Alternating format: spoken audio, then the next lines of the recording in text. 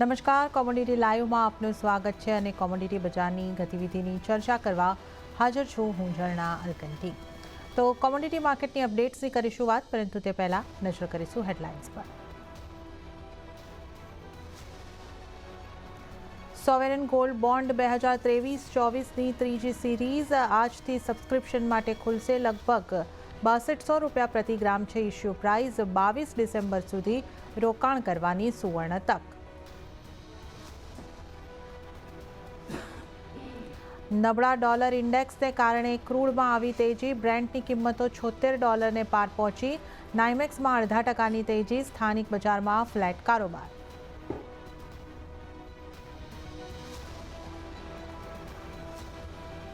Base મેટલ્સમાં આવી નરમાશ। સ્થાનિક બજારમાં તમામ મેટલ્સમાં ફ્લેટ કારોબાર। LME પર ઝિંકમાં જોવા મળી વેચવાલી। એગ્રી કોમોડિટીમાં આવી વેચવાલી। મસાલા પેકનો લાલ નિશાનમાં કારોબાર, તો ગુવાર પેકમાં પણ જોવા મળ્યું દબાણ।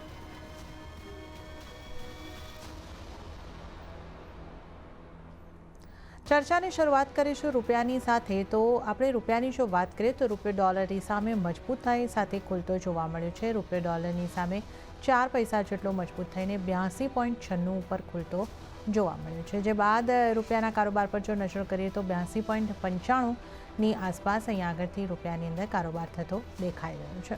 ડોલર ઇન્ડેક્સ પર જો નજર કરી લઈએ તો 102.46 ઉપર કારોબાર કરતો દેખાઈ રહ્યો છે। તો રૂપિયામાં થોડી પોઝિટિવિટી અહીંયા આગળથી આપણને ફ્લેટિશ પરંતુ ફ્લેટ ટુ પોઝિટિવ કારોબાર દેખાઈ રહ્યો છે।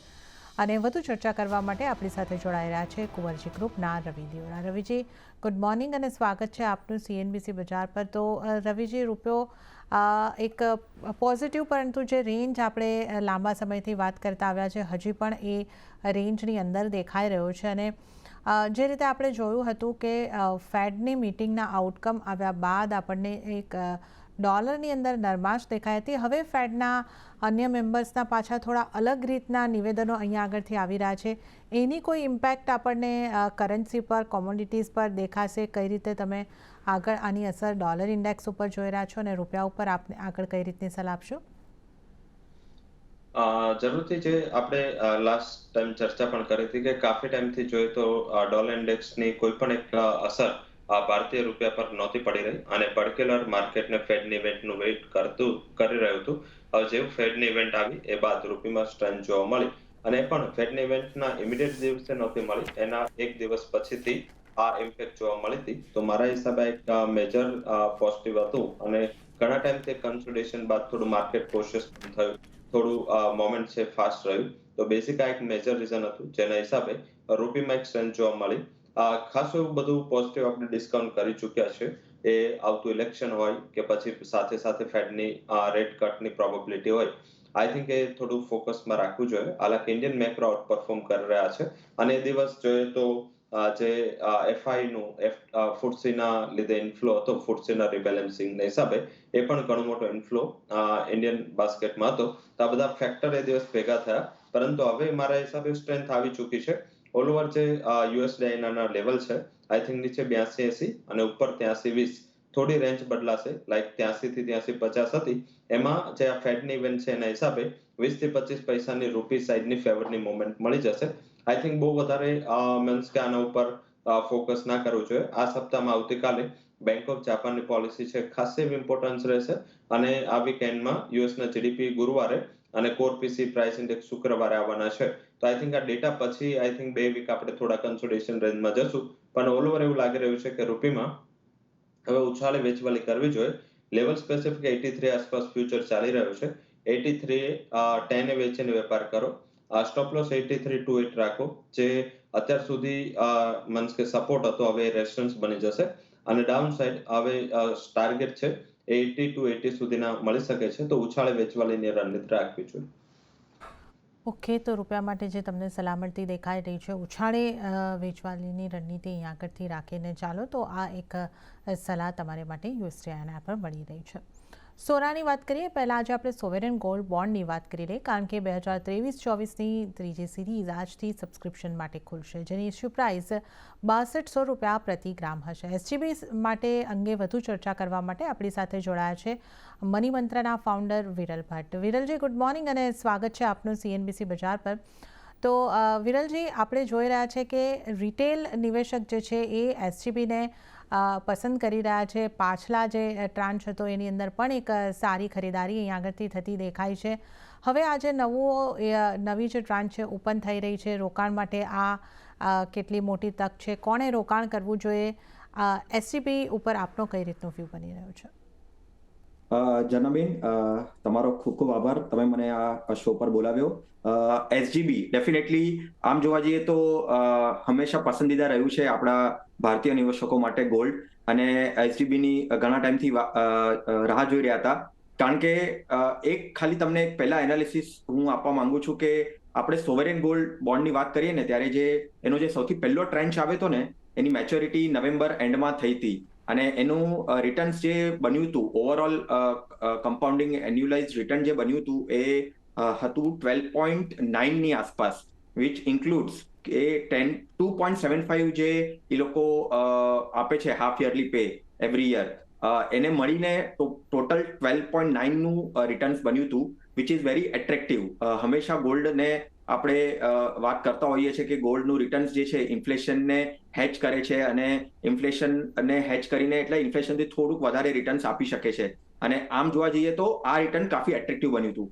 હવે આ ટાઈમ પર જ્યારે પાછું આવ્યું છે ગોલ્ડ એસજીબીની જે ટ્રેન્ચ છે જે આજે આજથી શરૂ થાય છે અને 22 તારીખ સુધી રહેશે. એસજીબીનું સૌથી બેસ્ટ બેનિફિટ શું છે કે એ 8 વર્ષનો પ્રોડક્ટ છે. ફિઝિકલ ગોલ્ડ લેવાની આપણે હંમેશા આમ સલાહ કરતા હોઈએ છીએ નિવેશના પોઈન્ટ ઓફ વ્યૂથી કે ફિઝિકલ ગોલ્ડને અવોઇડ કરો અને પેપર ગોલ્ડ તમે આ એસજીબી થ્રુ તમે લઈ શકો છો. 8 વર્ષનો પ્રોડક્ટ છે, બરાબર છે. ડિમેટમાં તમે લેશો તો સેકન્ડરી માર્કેટમાં તમે ક્યારે પણ એને વેચી શકો છો, રાઈટ? અગર તમે એને ફિઝિકલ પોઈન્ટ ઓફ વ્યૂથી લો છો તો 5 વર્ષ પછી તમે એને લિક્વિડેટ કરી શકો છો, સેલ કરી શકો છો, બરાબર છે. મેચ્યોરિટી સુધી તમે રાખશો તો કોઈ પણ ટેક્સ નથી. અગર મેચ્યોરિટી પહેલા એટલે જે ફિઝિકલમાં લેશો 5 વર્ષ પછી વેચશો તો કેપિટલ ગેઇન ટેક્સ લાગશે. એટલે જે ઓવરઓલ એટ્રેક્ટિવનેસ બને છે હવે અત્યારે એમાં પહેલા જે આપણે વાત કરી કે પહેલા ટ્રાન્ચમાં 2.75 આપતા હતા ઇન્ટરેસ્ટ રેટ, અપાર્ટ ફ્રોમ ગોલ્ડની જે પ્રાઇસ વેલ્યુ બને મેચ્યોરિટી ટાઈમ એને સાથે જોડીને અત્યારે 2.5% આપે છે. એટલે 2.5% તો કન્ફર્મ છે તમારા વર્ષનું જે છે પેએબલ હાફ યરલી છે. અને અપાર્ટ ફ્રોમ ધેટ જ્યારે મેચ્યોરિટી થશે 8 વર્ષ પછી ત્યારે તમને ગોલ્ડનો જે રેટ હશે એના પ્રમાણે તમને મેચ્યોરિટી આવશે. એટલે ગોલ્ડના સ્પેસમાં અગર તમે જોઈએ ને તમારે પૈસા તમારા લોક ઇન કરવા હોય અને ગોલ્ડ તમારો પ્રિફરેબલ હોય, અને આપણે હંમેશા એઝ એન એડવાઇઝર અમે કહેતા જોઈએ છે કે 10% એલોકેશન તમારે ગોલ્ડમાં રાખવું જ જોઈએ તમારા પોર્ટફોલિયોનું. તો એટલા માટે એસજીબી કાફી એટ્રેક્ટિવ બને છે. ઓકે, તો એસજીબી શા માટે એટ્રેક્ટિવ છે અને શું ફાયદા છે આપણે એની આગળથી વાત કરી છે. વિરલભાઈ, એક પ્રશ્ન જે આપણે જણાવ્યો એ અંગે મને ઉદ્ભવી રહ્યો છે, તો દર્શકોને પણ આપણે જો એ સમજાવી શકીએ જો એમને આ પ્રશ્ન હોય તો. જે રીતે આપણે કહ્યું કે સેકન્ડરી માર્કેટની અંદર તમે આને વેચી શકો છો અને આપણે લિક્વિડેટ કરવાની વાત કરીએ, એટલે જે 8 વર્ષનો સમયગાળો જોઈને જે દૂર રહેતા હોય એ પણ આને આ વસ્તુને જોઈને આના ઉપર એક વિચાર કરી શકે. અને આપની વાતમાં એનો ઉલ્લેખ તો છે જ કે ફિઝિકલ ગોલ્ડ કરતાં આ એક સારો વિકલ્પ છે.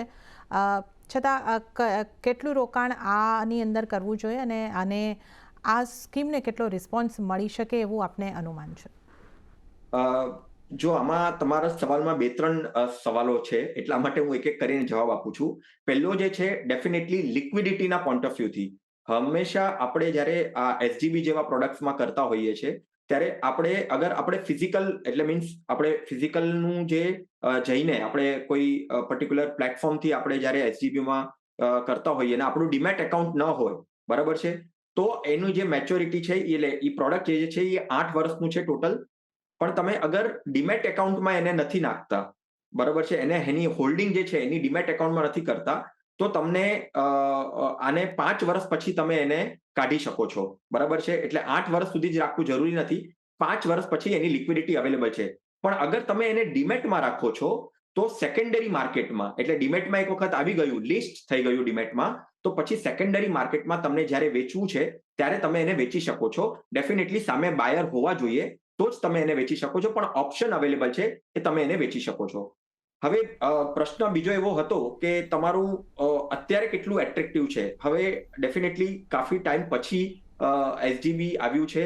હવે એના કંઈક અમુક કારણો બની શકે કે જેના કારણે ગોલ્ડની પ્રાઇસ એટ્રેક્ટિવ બની શકે. એવું કહેવાય છે કે જ્યારે ગોલ્ડ ઇન્ટરેસ્ટ રેટ વધારે હોય ને ત્યારે ગોલ્ડ આટલો એટ્રેક્ટિવ ન હોય, અને જ્યારે ઇન્ટરેસ્ટ રેટ ઓછો થાય એટલે ડાઉન જાય ત્યારે ગોલ્ડ વધારે એટ્રેક્ટિવ થઈ જાય. હાલાકી હમણાં લાસ્ટ 1-2 વર્ષમાં થોડુંક ઉલટું થયું છે.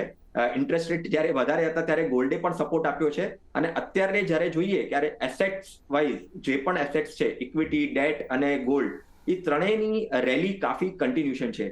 ગોલ્ડની રેલી કદાચ વધારે સારી બની શકે છે. એના બે પરિબળો છે.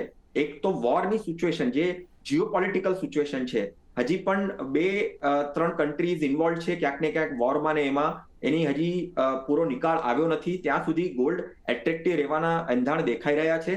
અને બીજું એક એ છે કે ઇન્ટરેસ્ટ રેટ ડાઉન જઈ રહ્યો છે, ત્યારે પણ ડાઉન થવાના ચાન્સીસ છે 2024માં, રાઈટ? તો એ પણ એક પરિબળ બની રહ્યું છે કે ગોલ્ડ એટ્રેક્ટિવ બની રહ્યું છે. એટલે અત્યારે જે આ ઇશ્યુ આવ્યો છે, ડેફિનેટલી એલોકેશન વાઇઝ 10-15% ડેફિનેટલી પોર્ટફોલિયોમાં તમારે, અગર તમારા ઇક્વિટીની સામે તમારે બીજો કોઈ એસેટ ક્લાસ રાખવો છે વોલેટિલિટીને કંટ્રોલ કરવા માટે અને ઇન્ફ્લેશનને હેજ કરવા માટે, તો ડેફિનેટલી આ ગોલ્ડનો જે ફિઝિકલ એસજીબીનો જે ઇશ્યુ જે છે એ તમને કામ આવશે જ. જી, તો આ એસજીબીના અંગે આપણે ખાસી એવી સમજ મેળવી છે. અને વિરલભાઈ, આપનો ખૂબ ખૂબ આભાર, આપ અમારી સાથે જોડાયા અને આ અંગે અમારી સાથે ચર્ચામાં ભાગ લીધો. આપનો આભાર. આપણી સાથે રવિ દિયોરા પણ અહીંયા આગળથી જોડાયેલા છે. એમની સાથે આપણે સોના ચાંદીના કારોબારની પણ વાત કરીશું. રવિજી, એસજીબીને તમે કઈ રીતે જોઈ રહ્યા છો? આપના દ્રષ્ટિકોણથી આ રોકાણકાર માટે કેટલું ઉપયોગી છે, અને આ જે નવો ટ્રાન્ચ આજથી ખુલી રહ્યો છે, કેવો રિસ્પોન્સ ત્યાંથી મળી શકે એને? રિસ્પોન્સ બધા ટ્રાન્ચને સારા મળે છે. જે લોકો 6-7 વર્ષના આઉટલુક માટે જતા હોય એ લોકોને આઈ થિંક આ એક સૌથી બેટર ઓપ્શન છે. આ એડિશનલ yield પર છે, ટેક્સના બેનિફિટ્સ છે, તો મારા હિસાબે જે લોકો લોંગ ટર્મ કરતા હોય એ લોકો માટે ઘણું સારું છે. શોર્ટ ટર્મ માટે કદાચ આ બેટર ઓપ્શન નથી, કારણ કે જેમ આગળ વાત થઈ રહી હતી, કાઉન્ટર લિક્વિડિટીનો અભાવ હોય છે, ટેક્સ પેનલ્ટી જે બેનિફિટ્સ હોય એ પણ જાય, અને સાથે એમાં ઇન્ટરેસ્ટ રેટની જે તમને મળતા હોય છે એની પણ એક પેનલ્ટી છે. તો આઈ થિંક શોર્ટ ટર્મ માટે ઇન કેસ આ બરોબર નથી, બટ યસ, લોંગ ટર્મ માટે ડેફિનેટલી જે ગોલ્ડ છે એના કરતા તો ફિઝિકલ ગોલ્ડ કરતા તો ઘણો સારો ઓપ્શન છે. સિક્યુરિટી તમારે નથી જોવાની, એ પણ તમારું એક પોઝિટિવ કાઉન્ટર પાર્ટ છે. પોઝિટિવનું પ્રાઇસનું જે પણ એપ્રિસિએશન હશે તમને મળશે. તો આઈ થિંક જે મીન્સ સક્સેસફુલી જે ફર્સ્ટ ટ્રાન્ચ પૂરું થયું એના હિસાબે લોકોમાં કોન્ફિડન્સ પણ વધ્યો છે, જે નવેમ્બરમાં પૂરું થયું. તો આઈ થિંક આ બધા ફેક્ટર પોઝિટિવ છે. આઈ થિંક રિસ્પોન્સ પણ સારો મળી શકે, અને ઘણા પેસિવ ઇન્વેસ્ટમેન્ટ છે એ આના ઉપર હંમેશા એટ્રેક્ટિવ હોય છે. તો આઈ થિંક આ પેસિવ ઇન્વેસ્ટરો માટે એક બેટર પ્રોડક્ટ છે. ઓકે, તો આ એક જે રીતે આપણે મુખ્ય સમજવાનો જે મુદ્દો છે, થોડો લાંબા સમય માટે સોનામાં રોકાણ કરવું હોય તો આ તમારે માટે એક સારો વિકલ્પ ચોક્કસપણે બની શકે છે, ખાસ કરીને ફિઝિકલ ગોલ્ડની સાથે તમે જો સરખાવો તો. ટૂંકા ગાળા માટે અહીંયા થોડું તમારે વિચારીને નિવેશ કરવો જોઈએ. તો આ એક ઓવરઓલ વ્યૂ.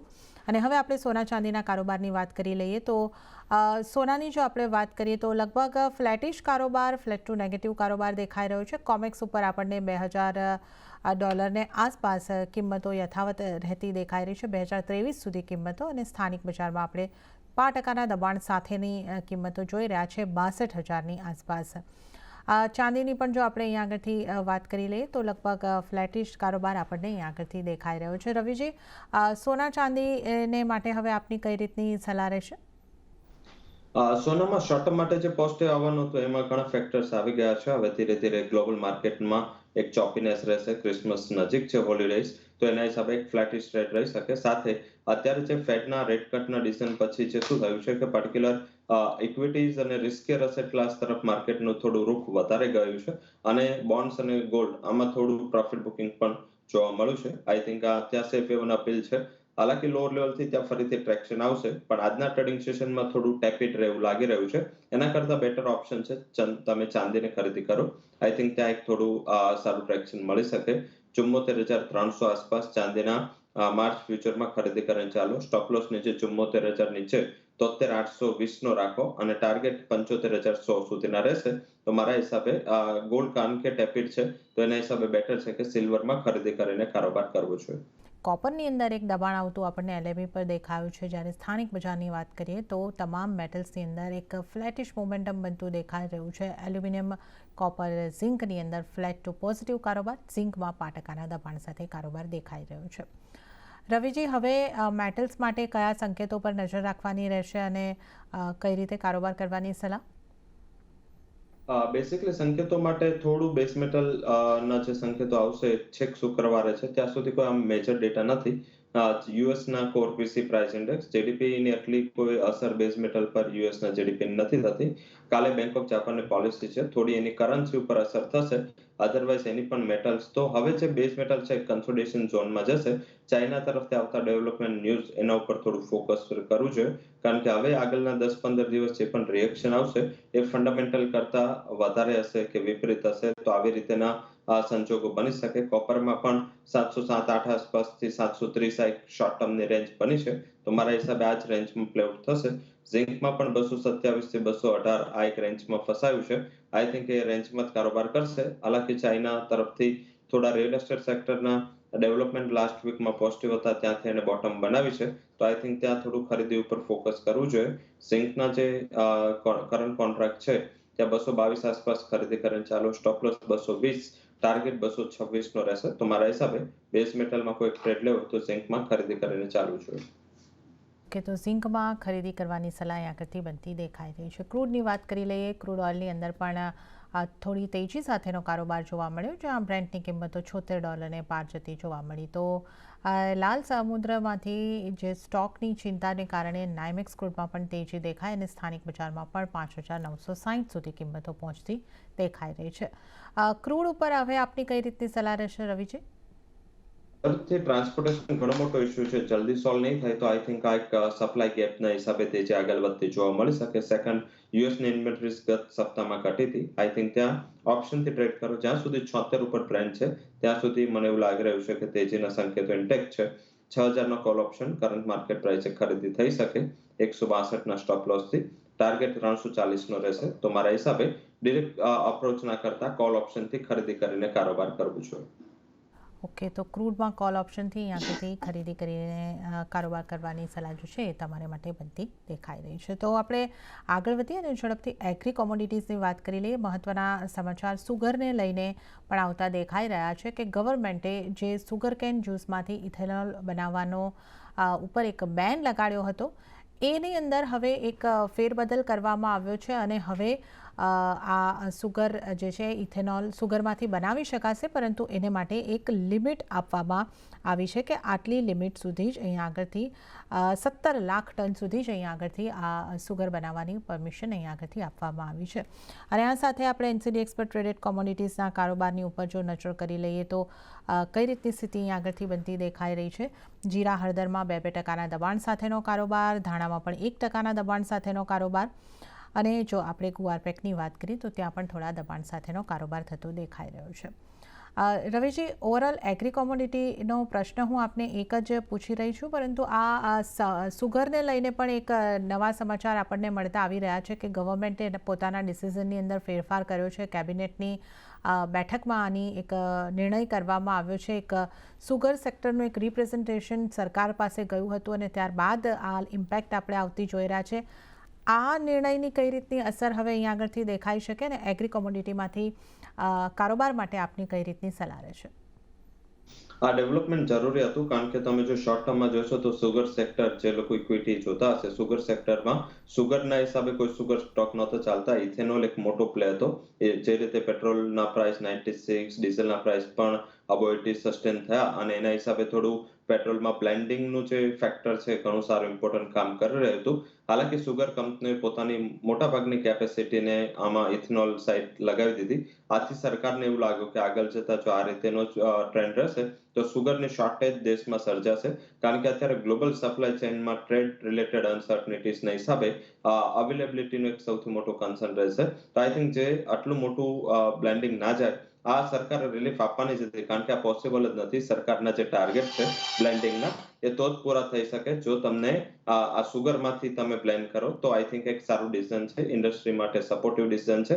હાલાકી આ થોડું એક્સપેક્ટેડ હતું કે આવી રીતેનું સરકાર રોલબેક કરશે, તો આઈ થિંક ઇન લાઇન છે. આજે પણ કદાચ આગળ કોટા વધારે, પણ આ મોટા ભાગની જે સુગરની જગ્યાએ ઇથનોલમાં કેપેસિટી શિફ્ટ થઈ એને ગવર્મેન્ટે રોકવા માટે ડિસિઝન ટેમ્પરરી લીધું હતું. એટલે ગવર્મેન્ટે પોતાનો ઉદ્દેશ સાબિત કર્યો છે કે આગળ જતા જો ફરીથી આટલી પ્રમાણમાં કરશે તો ફરીથી બેન લગાવશે. તો આઈ થિંક આ એક ફર્મ ડિસિઝન છે.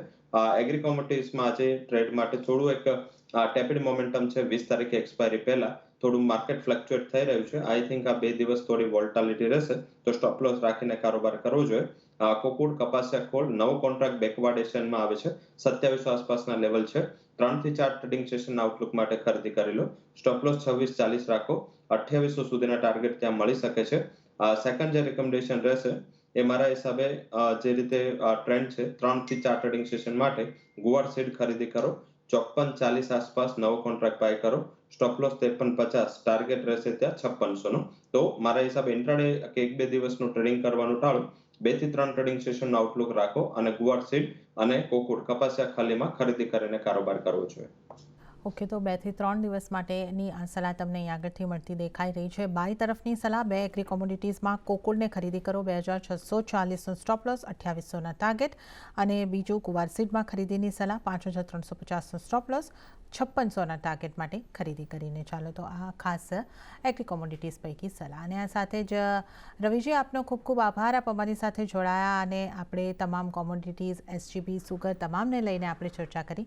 આપનો ખૂબ ખૂબ આભાર. અને આ સાથે જ કોમોડિટી લાઈવમાં પણ હાલ પૂરતું આટલું જ. હાલ મને પણ આપશો રજા. વધુ અપડેટ્સ અને સમાચારો માટે આપ CNBC બજાર જોતા રહો. આગળ મારા સહયોગી પ્રીતિ દલાલ આપને માટે લઈને આવશે બજાર હેલ્પલાઇન. નમસ્કાર.